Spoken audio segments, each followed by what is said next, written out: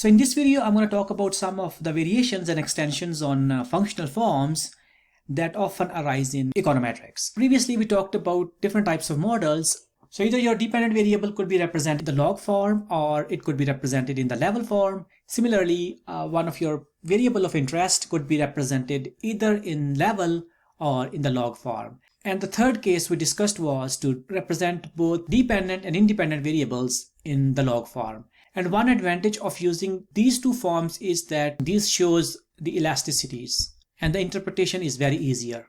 In the log form, each coefficient represents percentage change in the y variable because of 1% change in that respective variable. Similarly, log level variable, it shows semi-elasticity, which means using a logarithmic form, the interpretation is very intuitive and easier. And the next advantage of using these logarithmic variable is that the slope coefficients are invariant to rescaling. And I showed you one example in one of my previous videos when I converted a variable into log form.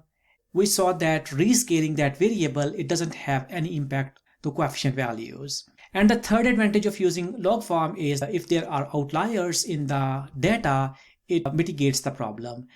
Similarly, taking logs sometimes helps to secure normality and homoscedasticity. And by homoscedasticity, I mean the constant variance.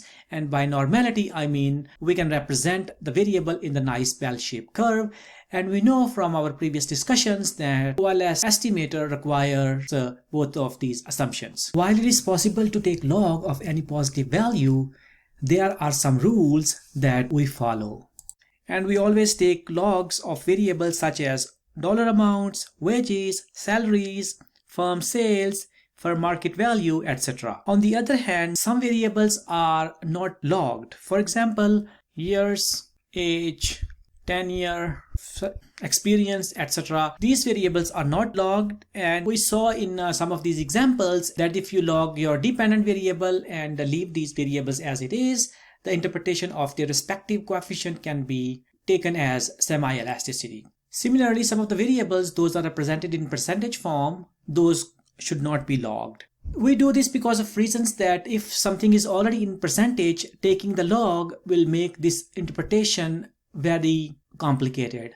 In the usual form, if you take a log of a variable, the interpretation of the coefficient associated with that variable is that it shows the percentage change in the dependent variable by 1% change in that respective variable.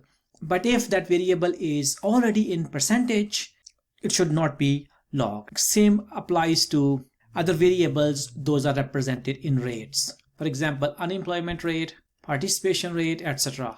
These variables should not be logged. So one problem with the log is you cannot take log of all types of variables. Log of 0 is undefined. Similarly, you cannot take a log of a negative value.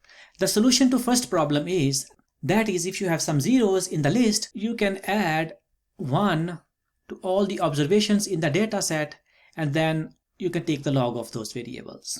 On the other hand, if there are some negative values in the data, you cannot take a logarithm of that variable. Another problem with logs is that once you convert a variable into a logarithmic form, retrieving the original variable from the logged variable is very hard. For example, if you have salaries in logs and then you estimate salaries in the logarithmic form, then getting the original dollar value of salary from the logged variable, it's difficult. At the end of this chapter, I'm going to show you one method that can be used to predict y if you take log of y in your regression model. These are some of the advantages or disadvantages of logarithmic functions. In the next video, I'm going to show you a couple of examples about the quadratic form. Alright, I'll see you in the next video. Bye-bye.